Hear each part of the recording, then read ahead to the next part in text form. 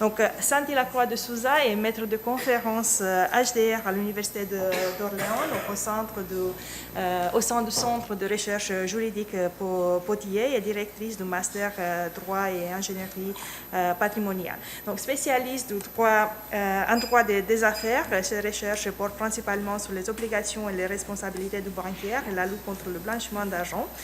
Et elle nous fera donc aujourd'hui une présentation sur l'approche par les risques adoptés par le projet de règlement sur l'intelligence artificielle de la Commission européenne.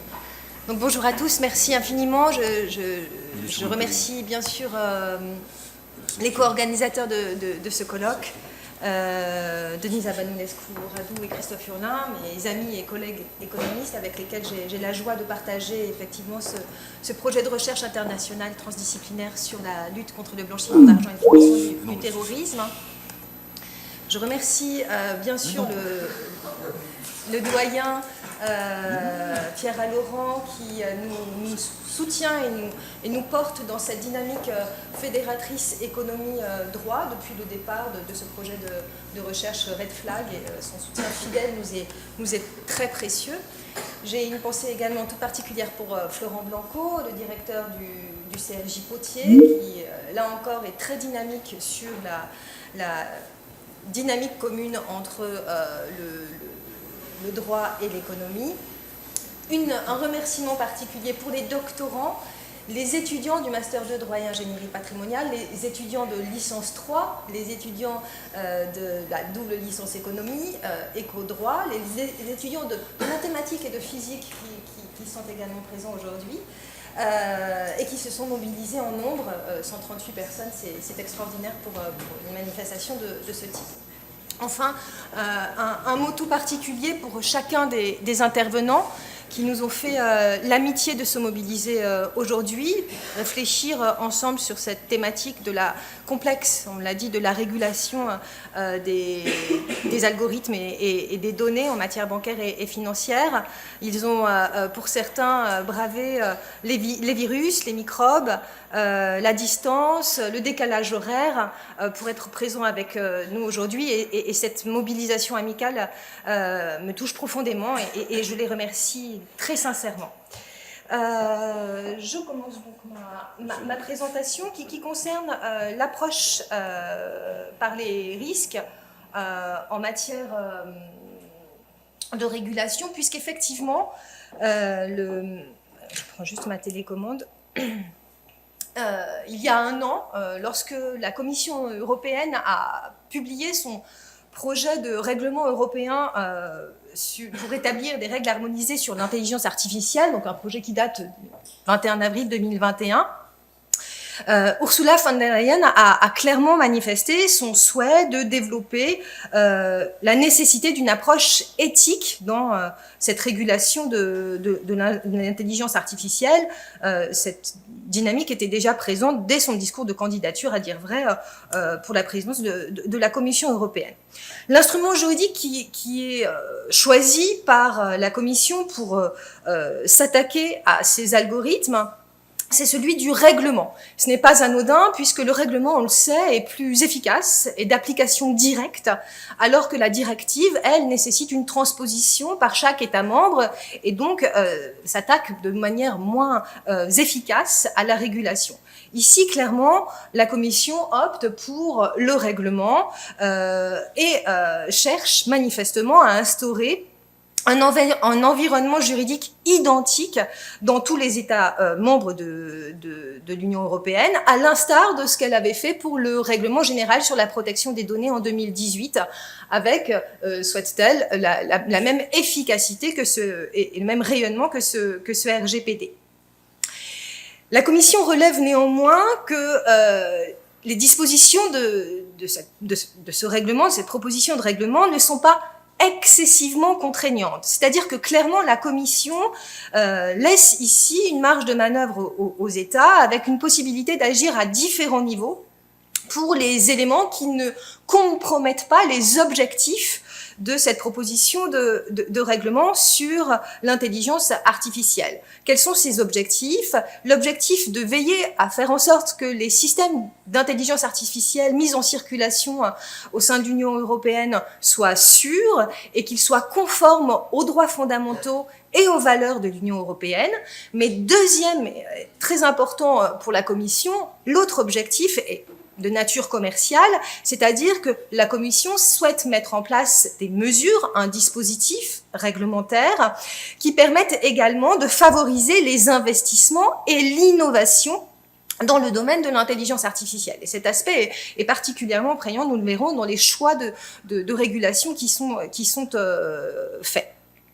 Le texte qui est proposé est volumineux, donc on a 108 pages de propositions de règlement, avec plus de 20 pages d'exposé des motifs, qui reprend de manière très pédagogique, très accessible, le contexte, les bases juridiques, les principes juridiques sur lesquels sont assis cette proposition de règlement, les résultats, notamment de la consultation publique des parties prenantes à ce texte, nous y reviendrons tout à l'heure, de même que les plans de mise en œuvre pour une efficacité optimale de ce règlement. 108 pages qui se composent en 12 titres, vous le voyez, donc, titres particulièrement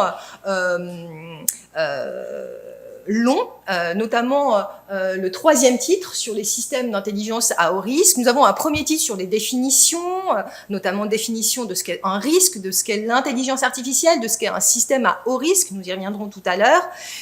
Un deuxième titre sur les pratiques interdites en matière d'intelligence artificielle. Un troisième titre, je vous le disais, qui est le plus volumineux en taille, puisqu'il permet ici de mieux cerner les systèmes dits à haut risque, parmi lesquels la finance. Et ensuite, d'autres titres plus légers, j'allais dire, sur les sanctions, les codes de conduite et la mise en place d'un système de gouvernance. Dans l'exposé des motifs, je vous le disais, qui se veut particulièrement pédagogique, la Commission affiche de grandes ambitions. Je vous lis de manière assez lyrique les ambitions qui sont affichées par la Commission. Elle nous explique souhaiter mettre en place un écosystème de confiance de l'intelligence artificielle en Europe. Ou encore souhaiter assurer une promotion d'une intelligence artificielle digne de confiance. Le terme de confiance est là encore omniprésent dans cette proposition de règlement. À l'instar d'une autre phrase, faire de l'intelligence artificielle une force positive pour la société afin d'accroître le bien-être de l'être humain. Il y a un certain lyrisme. On peut même penser ici que la Commission cherche à vanter les mérites de l'intelligence artificielle, donc se lance dans une opération marketing, vraisemblablement, à l'aide de slogans publicitaires qui, bien entendu, emportent l'adhésion de chacun des citoyens. Manifestement, il y a dans cet exposé des motifs, de même que dans tout le texte de proposition de règlement, la Commission cherche manifestement à rassurer les utilisateurs de l'intelligence artificielle et également les entreprises qui portent ces projets. Parmi les objectifs, il y a indéniablement la volonté de faire de l'Europe une puissance en matière d'intelligence artificielle, une terre d'accueil du numérique, et de le faire savoir depuis les États-Unis jusqu'à la Chine. Parmi les phrases de cet exposé des motifs, on retrouvera renforcer la gouvernance, garantir la sécurité juridique. Manifestement, la volonté de rassurer est ici très, très claire. Cette proposition de règlement, Christophe le disait tout à l'heure, elle n'est pas cantonnée au secteur financier et bancaire, elle propose un cadre plus général, une approche plus transversale de l'intelligence artificielle, mais clairement, il y est indiqué que une diligence est plus particulièrement adressée dans les secteurs à fort impact. Parmi les secteurs à fort impact, la Commission nous dit qu'il s'agit de la lutte contre le changement climatique, l'environnement, la santé, l'agriculture et la finance. La finance qui est au cœur, des bouleversements en matière d'intelligence artificielle. Là encore, tout à l'heure, Christophe nous l'indiquait, l'intelligence artificielle est présente dans deux domaines particulièrement au sein des établissements bancaires et financiers. L'optimisation de la performance commerciale, donc c'est-à-dire qu'on va se servir des données et des algorithmes pour mieux saisir les attentes des clients et les besoins des clients de manière à améliorer les actions de marketing. Et un second domaine qui est l'amélioration des dispositions de gestion des risques avec une amélioration des dispositifs de lutte contre le blanchiment et de financement du terrorisme, amélioration des dispositifs de connaissance du client, Know Your Customer, amélioration également de détection des fraudes, des abus de marché, des automatisations des process de reporting. Donc manifestement, la pression réglementaire s'est intensifiée sur ces algorithmes de plus en plus omnipotents en matière bancaire et financière. De quelle manière cette pression réglementaire se manifeste-t-elle? Eh bien, dans certaines décisions, la Cour de justice de l'Union européenne, de même que les guidelines de régulateurs au niveau mondial, mais également au niveau européen et au niveau national, ont indiqué qu'il ne suffisait plus de présenter des résultats algorithmiques, mais pour les entreprises, les établissements bancaires et financiers, il était nécessaire dorénavant d'établir les raisonnements qui avaient conduit à ce résultat de manière à pouvoir identifier éventuellement les risques d'erreur. C'est ce qu'on appelle la notion d'explicabilité des algorithmes, donc qui est présente dans plusieurs décisions. J'ai pas, la suite de mon texte, peu importe. L'idée ici, c'est véritablement, notamment les décisions de 2017 et de 2020, de dire que l'accompagnement humain doit pouvoir permettre d'expliquer le raisonnement de manière à éviter les biais d'automatisation, les biais cognitifs, et de faire en sorte que la boîte noire, comme on l'indiquait tout à l'heure, ne suffise pas à enclencher, par exemple, une alerte ou un système de contrôle. Donc la Cour de justice de l'Union européenne, ici, se montre très vigilante à l'interprétation que l'homme peut donner aux résultats confiés à la machine. Et là, il me semble que c'est un défi pour les techniciens, les économistes, que d'arriver à améliorer le contrôle de ces algorithmes de manière à donner des réponses plus explicites aux juges et aux utilisateurs, aux citoyens. Donc assurément, dans ce projet de règlement européen sur l'intelligence artificielle, la Commission nous dit que la machine ne saurait remplacer la personne humaine, et cette approche humaniste, véritablement, est consacrée à l'article 14, une disposition entière sur le contrôle humain nécessaire pour ces algorithmes. Elle nous dit la conception et le développement des systèmes d'intelligence à haut risque permettent notamment, au moyen d'interfaces homme-machine appropriées, un contrôle effectif par des personnes physiques pendant la période d'utilisation du système d'intelligence artificielle. Donc, dans ce titre, il y a toute une série d'obligations que les entreprises devront mettre en place pour pouvoir assurer l'accompagnement humain de ces algorithmes. L'approche humaniste a été clairement mise en avant, le doyen Jacques Mestre en parlait tout à l'heure, Aurélie Jean dans son ouvrage en parle également, donc c'est une manière assez positive de présenter ce système de régulation des algorithmes, mais à l'analyse, on se rend compte que dans cette proposition de règlement, il y a également un autre choix méthodologique qui est fait, qui est une méthode reposant sur l'approche par les risques. Clairement, l'approche par les risque est mentionné dans l'exposé des motifs. Le risque est utilisé 419 fois en titre de terme dans cette proposition de règlement. Et effectivement, la commission indique que ce classement des usages de l'intelligence artificielle en plusieurs niveaux de risque, risque inacceptable. Inacceptable pourquoi? Pour la sécurité, pour la santé, pour les droits fondamentaux, sont interdits. Risques élevés qui conduiront à un système Ah, j'ai un petit problème avec mon... Ah. Je ne sais pas si Nicolas Dumois-Nillac est présent, mais je n'ai plus de souris.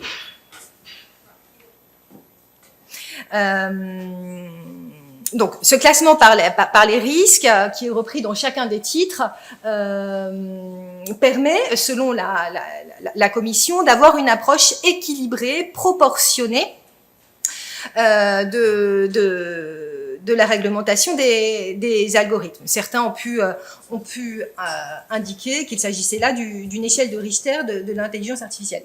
Je ne sais pas comment... Je n'ai plus de souris. Bah oui, c'est bien.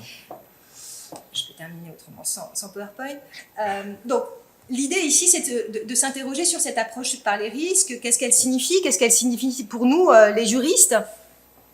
Qu'est-ce qu'elle apporte? Quels sont les avantages et les inconvénients de cette approche par les risques? Donc, je vous propose dans un premier temps de voir les avantages, l'intérêt de cette approche par les risques, et ensuite de voir les inconvénients pour nous juristes. L'approche par les risques, clairement, pour nous les juristes, elle n'est pas familière. C'est une approche qui est connue des économistes, qui est connue des gestionnaires, mais pour nous les juristes, elle est relativement récente. Les juristes connaissent la notion de risque depuis longtemps. Ils connaissent la théorie des risques en droit des contrats, la théorie du risque en droit de la responsabilité, le transfert des risques en droit des contrats spéciaux, les risques professionnels en droit du travail, mais la théorie des risques, l'approche par les risques, elle, est issue d'un mouvement qu'on appelle le mouvement de la compliance, qui a émergé ces 20 dernières années dans le monde des juristes. Quelle est l'idée ici? L'idée, c'est d'internaliser des buts monumentaux au sein des entreprises, c'est-à-dire que les acteurs privés vont être mis à partie pour pouvoir également œuvrer à la lutte contre le blanchiment d'argent et le financement du terrorisme, à la lutte contre la corruption ou contre l'évasion fiscale. Cette notion de risque, Génie a essayé, donc qui est un grand juriste, a essayé de la conceptualiser dans un article de référence qui date du début du XXe siècle, publié à la RTD-CIV, que le doyen Jacques Mestre connaît bien puisqu'il y a animé pendant plus de 20 ans une brillante chronique sur le droit des obligations. Génie nous dit ici que le risque est un événement incertain, éventuellement dangereux, donc dommageable. Il nous explique qu'en fait, c'est une notion axiologique et qu'il y a deux manières de l'appréhender, soit lister les différents types de risques, d'où le passage du risque au pluriel, ou bien une autre manière qui est de conceptualiser le risque en différentes catégories de manière à anticiper le risque ou à le réparer. Mais donc, il n'y a pas de définition légale du risque en droit, que des définitions doctrinales, et il n'y a pas plus de définition légale de l'approche par les risques. L'approche par les risques, en réalité, on la retrouve dans la loi Sapin 2, la loi qui a mis en place qui a consacré le mouvement de compliance en droit français, et notamment pour lutter contre le terrorisme. La loi Sapin 2 nous dit les entreprises, les acteurs privés, les opérateurs privés aujourd'hui, vont devoir mettre en place en interne des programmes de conformité. Et le législateur et surtout les régulateurs, les superviseurs, vont contrôler ensuite quels sont les programmes effectivement mis en place par ces acteurs privés. Donc on retrouve dans cette loi Sapin 2 l'approche par les risques, la cartographie des risques, avec les dispositifs d'alerte interne. On retrouve également cette approche par les risques dans les guidelines du parquet national financier ou de l'Agence française anticorruption. Mais il n'y en a pas de définition, c'est une approche donc qui est finalement relativement floue, vague, incertaine pour nous les juristes et qui ne rassure pas finalement le juriste. Pourquoi donc avoir choisi cette approche par les risques? pour réguler l'intelligence artificielle au niveau européen? Eh bien, tout simplement parce que les différents travaux depuis ces 20 dernières années, des travaux qui ont été animés non pas forcément par des juristes, mais également par des gestionnaires et par des techniciens, avaient eux-mêmes choisi l'approche par les risques. C'est notamment le cas du groupe d'experts de haut niveau sur l'intelligence artificielle en 2018, qui dans son article 135 avait précisément justifié l'approche par les risques comme étant une manière de mettre en place des règles proportionnées et souples. Proportionnalité et souplesse. On retrouve donc cette consécration de l'approche par les risques qui permet de mettre en place des exigences minimales nécessaires pour répondre aux problèmes techniques de l'intelligence artificielle sans freiner le développement économique et le développement technologique de l'Europe dans l'exposé des motifs, de manière là encore assez, j'allais dire, assez lyrique. Simplement pour terminer avec ces avantages, cette explication du choix de la méthode de l'approche par les risques, eh bien, lors de la consultation publique des parties prenantes, des principales parties intéressées, qui avait été mise en place le 19 février 2020, justement pour élaborer ce texte de proposition de règlement européen, eh bien, les parties interrogées avaient plébiscité cette approche par les risques en indiquant qu'il s'agissait d'une approche sectorielle particulièrement appréciée qui permettait de bien différencier le risque inacceptable et le risque élevé. Donc, on a là encore, dans l'exposé des motifs, tous les scores, c'est-à-dire tous les résultats qui s'étaient prononcés en faveur de cette approche par les risques. Donc cette approche par les risques qui vient protéger les droits fondamentaux, c'est-à-dire que lorsque les droits fondamentaux tels que la dignité humaine, le respect de la vie privée, l'égalité homme-femme sont trop mis à mal, eh bien les systèmes d'intelligence artificielle sont interdits. Lorsqu'ils sont un peu moins mis à mal, ils sont autorisés. S'ils sont faiblement mis à mal, eh bien là, on va le voir, c'est pleinement l'entreprise qui, elle-même, va faire le choix de réguler en interne ces systèmes d'intelligence artificielle. Donc, on le comprend, cette approche par les risques, globalement, sommairement, vue de loin, elle est plutôt attractive et séduisante, et on comprend que la Commission décide ainsi de la mettre en avant pour rassurer les professionnels, les citoyens et les pouvoirs publics. Néanmoins, si on entre un peu dans les détails, on se rend compte que c'est une méthode qui suscite l'inquiétude. Si on se plonge dans la littérature des gestionnaires, on se rend compte ici que cette politique de l'approche par les risques génère, nous disent les gestionnaires, une politique d'angoisse et de peur, que l'individu aurait une propension naturelle à être réticent à ce type d'approche par les risques. Si on observe encore la littérature sur l'approche par les risques, on se rend compte que c'est indéniablement une approche tendance, c'est-à-dire qu'il y a là un enjeu à l'international de rassurer les partenaires commerciaux pour dire on s'appuie sur une méthode que vous connaissez. Mais en réalité, ce langage commun, si on regarde l'application de l'approche par les risques aux États-Unis, au Japon et en France sera différente, puisque bien entendu le risque sera défini de manière différente et contrôlé de manière différente.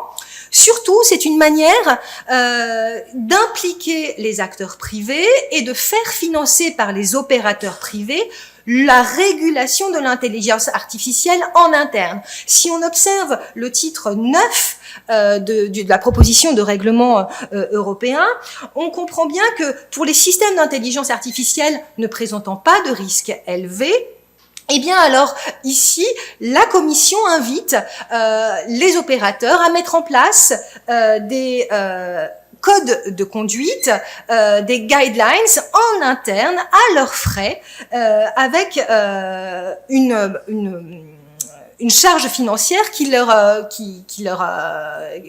à leur charge exclusivement. Donc cette approche par les risques, elle est indéniablement d'un point de vue stratégique et financier assez confortable puisqu'elle permet de faire financer cette régulation des algorithmes par des acteurs privés. D'un point de vue strictement juridique, enfin, elle pose difficulté puisqu'elle apparaît, vous l'avez senti dans ma présentation, peu rigoureuse. Peu rigoureuse, pourquoi? Parce que les juristes aiment la réponse à des questions claires. Qui évalue le risque? Quels sont les acteurs? Quelle est la formation de ces acteurs qui contrôlent le risque? On parlait tout à l'heure de la difficulté d'avoir des personnes qui savent à la fois comprendre le langage informatique, le langage économique et le langage juridique. À ce jour, il y a très peu de personnes qui répondent à ces profils. Quelle procédure, quel délai, quelles sanctions? Les réponses à ces questions, on va le voir brièvement ici, sont très succinctes dans la proposition de règlement. Certes, la proposition de règlement invoque la mise en place d'un comité européen de l'intelligence artificielle, dans son titre 6 sur la gouvernance. Mais à l'observation, on se rend compte que ce comité européen de l'intelligence artificielle fournit seulement des conseils et une assistance. Les étudiants qui sont dans la salle aujourd'hui le savent, des conseils et une assistance n'a pas de valeur contraignante, d'accord, de même que des recommandations. Donc la régulation, oui, elle est très souple et finalement elle est très peu coercitive ici.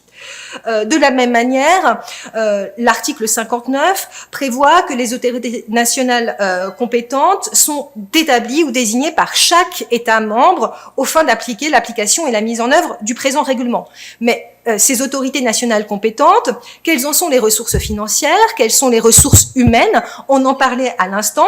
Les acteurs maîtrisant les enjeux techniques et les enjeux juridiques, l'article 59, je vous l'ai cité qu'en partie, mais se poursuit, où la Commission explique bien qu'il faut des personnes qui connaissent bien les droits fondamentaux. Quels sont aujourd'hui les juristes qui remplissent ces casquettes-là? Quels sont les juges aujourd'hui qui comprennent ces exigences algorithmiques tout à la fois peuvent protéger les droits fondamentaux au titre des textes européens notamment? Enfin, s'agissant de l'efficacité des sanctions, le titre 10 donc n'est pas consacré aux sanctions, mais à la confidentialité et aux sanctions, c'est-à-dire que les sanctions, c'est une partie seulement du titre 10. En réalité, on se rend compte ici qu'il y a seulement un article sur les sanctions, l'article 71, et bien entendu, ici, on nous indique que la sanction doit être effective, proportionnée et dissuasive. Mais en réalité, il est à craindre ici une forte disparité entre les sanctions mises en place dans les différents États membres. Dès lors, la réponse qui est apportée dans ce projet de règlement de la Commission européenne sur la régulation de l'intelligence artificielle en Europe apparaît être très générale, pleine de bonnes intentions, plutôt positives, comme le disait le doyen Jacques Mestre tout à l'heure. On a envie d'adhérer au projet, mais à l'étude, on se rend compte que l'approche par les risques qui est adoptée est un choix stratégique et économique qui permet finalement de faire financer la régulation par des acteurs privés et des opérateurs privés, ce que la Commission se passe bien d'indiquer clairement dans son exposé des motifs de 20 pages. Dès lors, on ne peut que souhaiter une vigilance individuelle plus marquée, plus poussée à l'égard de ces systèmes d'intelligence artificielle qui, aujourd'hui, ont irrésistiblement envahi notre quotidien. Voilà, je vous remercie beaucoup de votre attention.